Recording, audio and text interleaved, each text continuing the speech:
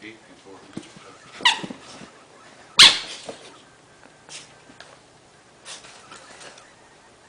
Hey, Rudy, gonna grab a bite after your work thingamajiggy?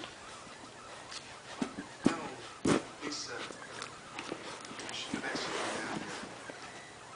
I'm not getting back together with you.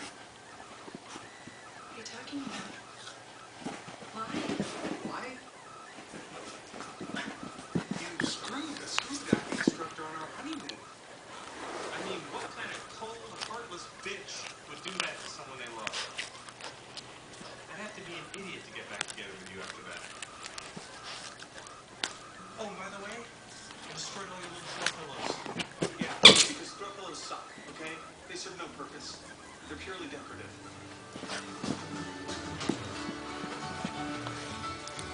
Dude, that was incredible.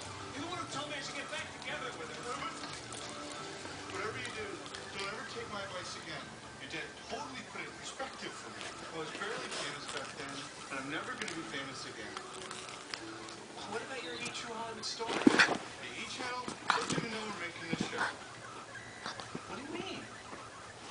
I hired Dustin to do it myself. I was going to try and sell it to the network when I'm done. You mean you're doing the E! True Hollywood story yourself? Sammy, that's the stupidest thing I've ever heard. I know.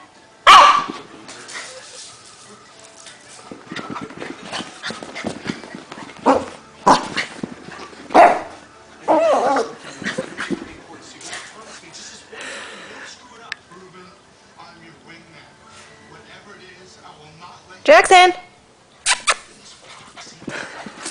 He's dealing with a situation.